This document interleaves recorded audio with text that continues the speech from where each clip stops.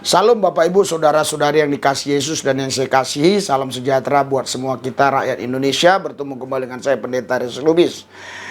Kali ini kita akan mendengarkan berita, di mana berita ini juga saya dapatkan dari media Oke News. Tapi perlu ini kita dengar supaya kita bisa memberikan dukungan kepada saudara kita ini atau memberikan pendapat yang tentunya di sini pendapatnya untuk kebaikan kita berbangsa dan bernegara, supaya negara kita ini betul-betul ya bebas dari COVID, atau minimal ya COVID tidak akan bertambah lagi, saudara.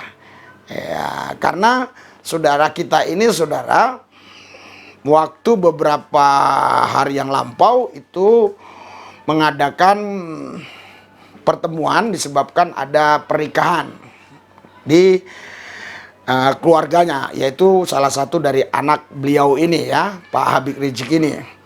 Dan waktu Pak Habib Rizik juga dari Arab Saudi ke Indonesia disambut dengan orang yang begitu banyak. Tentu ini karena karisma tersendiri yang dia miliki, yang menurut pendukung-pendukungnya ya ini orang Habib ini keturunan Rasul, ya keturunan Nabi, ya is okay aja namanya, itu pengakuan orang, silakan saja, itu no problem, kita nggak urusi.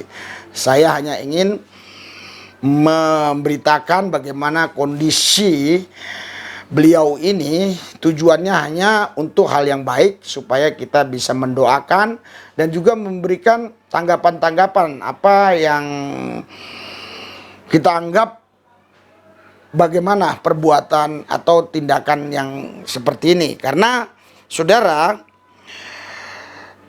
beberapa hari yang lalu Pak Habib Rizik ini dibawa ke rumah sakit untuk PCR, ya, tes COVID. Karena waktu pertemuan itu kerumunan orang banyak, penjemputan Pak Habib Rizik dari Mekah, dan juga waktu menikahkan anaknya ramai sekali orang yang datang, dan sudah di tes swab atau swab test itu ada beberapa puluh orang yang kena.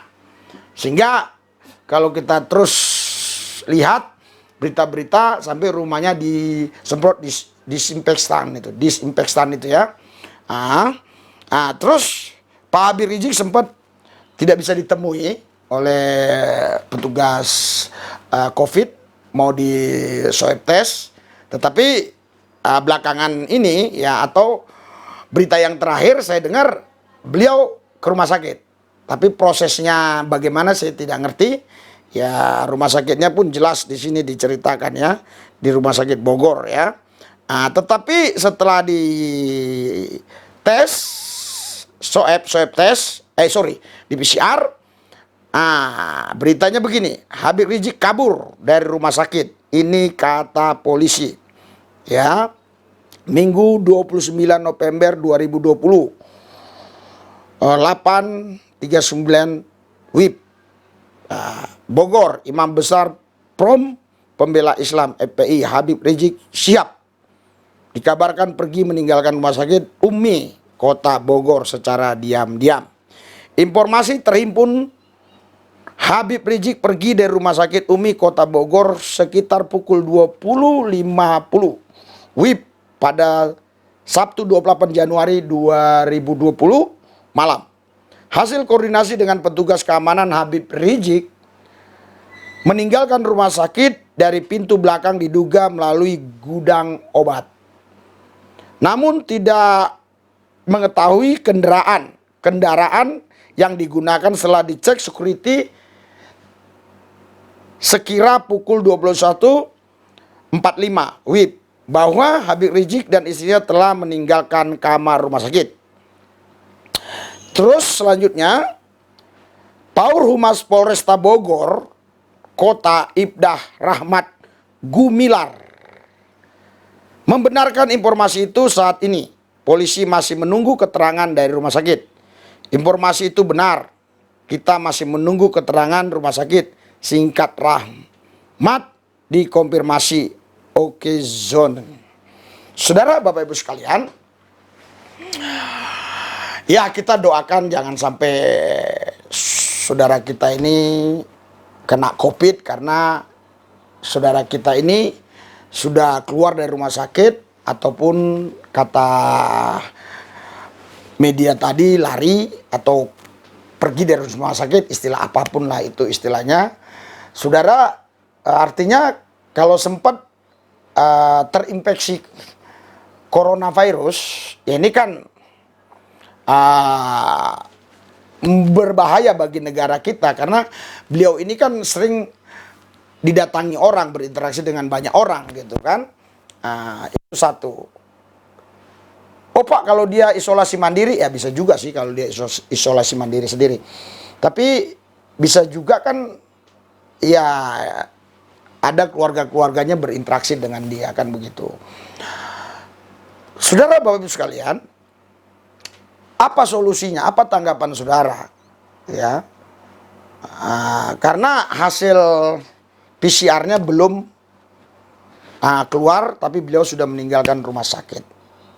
Ya, kita doakan saja supaya beliau ini tidak terinfeksi coronavirus, karena bisa menularkan ke orang lain, begitu saja. Tuhan Yesus, aku berdoa buat Pak Habib Rizik supaya sehat selalu, tidak terkena coronavirus. Begitu juga semua yang sudah subscribe, penonton, Tuhan jamah, Tuhan berkati, biar mereka cerdas maksud yang saya sampaikan ini. Tuhan Yesus, Engkau jamah semua. Terlebih terus yang sudah mendukung misi Injil Kerajaan Allah, Engkau berkati berlipat kali ganda. Saudara, Bapak Ibu sekalian, kita juga sedang membangun rumah misi. Jadi sudah berjalan kurang lebih 3 minggu dan saya melihat hasilnya progresnya luar biasa dan luar biasa. Jika Anda memang mau mendukung pelayanan misi Injil Kerajaan Allah ini, boleh. Dan juga besok kita akan berangkat ke Palembang 7 orang untuk mengadakan pelayanan penginjilan. Tuhan Yesus memberkati. Kita persembahkan ini untuk rumah misi, di mana orang-orang yang memang membutuhkan bimbingan, yang membutuhkan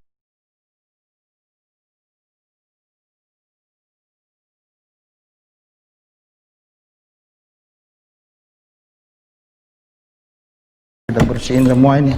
Maksudnya sampai ke sana, kita uruk semua ini, kita tambah bangunannya sampai ke sana. Karena itu saudara, Bapak Ibu sekalian, saudara sekalian, siapapun Anda yang memang punya hati misi, yang mau dukung pelayanan ini, Anda bisa mendukung pelayanan ini di nomor rekening yang tertera, ya, yang tertera di layar ini, dan juga di deskripsi ada semua. Saudara, mungkin Anda berpikir, wah itu kan tugas orang-orang kaya yang harus memberkati, itu orang-orang yang punya pabrik, orang-orang yang punya perusahaan, manajer-manajer. Saudara, keliru saudara. Jadi tidak ada di antara kita yang dianggap Yesus itu miskin, karena waktu seorang janda memberikan 2 peser uang, Yesus bilang dia yang memberi terbanyak. Apakah yang lain tidak ada memberi yang berapa dirham? Tentunya ada. Kenapa dia yang terbanyak? Karena itu uangnya hanya segitu dan dia berikan semuanya itu. Itu mata uang terkecil. Kalau di Indonesia mungkin uang ribu-ribuan lah. Jadi bayangkan saudara, kalau Anda ada yang punya kerinduan untuk Injil Kerajaan Allah diberitakan ke seluruh bangsa, ya, dan mereka bisa dibawa kemari untuk dibina, saudara bisa ke nomor rekening ini, ya. Kita berpikir sederhana aja, kalau kita mau bekerja sama, saudara, ya, ada yang mau ngasih 500, ada yang mau ngasih 1 juta, oke. Ada juga yang bilang, wah saya hanya bisa 50.000, nggak ada masalah, sesuai dengan kemampuan dan kerelaan ketulusan hati kita. Tapi bayangkan kalau kita gabung semua 50.000 kali 200 orang, misalnya kali 1.000 orang, kan bisa membangun ini. Oke, saya berdoa Tuhan Yesus jamah mereka semua yang sudah mendengar ini, misi ini, dan terkhusus terlebih yang sudah subscribe, Tuhan berkati. Mereka yang sudah memberkati, Tuhan berkati berlipat kali ganda, biar memberkati kembali. Dan mereka yang tidak bisa memberkati, Tuhan berkati juga, di lain waktu mereka bisa memberkati. Ingat saudara, Anda memberi tidak akan menjadi miskin, Anda tidak memberi pun tidak menjadi kaya. Tuhan Yesus memberkati. Ambilkan skop lo bro, ambilkan skop itu, kena skop. Pasir ke-6. Iya, pasir ke-6. Udah. Nah. Pasir ke-6. Iya.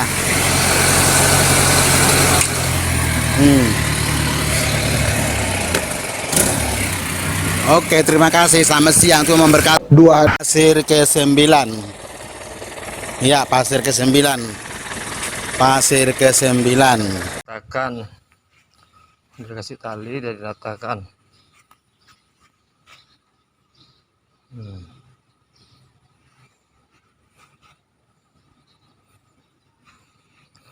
Udah diratakan, tinggal besok pengecoran.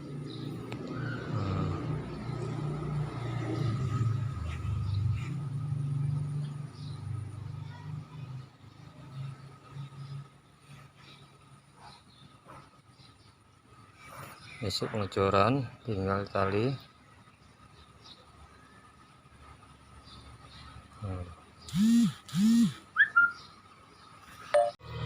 Sudah dicor, sudah selesai dicor. Tinggal kiri kanan, semen habis, tinggal kiri kanan. Kalau besok ada semen, kita semen lagi. Oke, terima kasih. Pasir sudah habis, mau dipesan lagi Pak. Semen pun hari ini habis nih. Udah pakai 4 sak, ini 5 sak semua ini. Sudah disemen. Tinggal 1 sak lagi ini. Udah diaduk 4 sak, tinggal 1 sak lagi ini. Tuh tinggal 1 sak.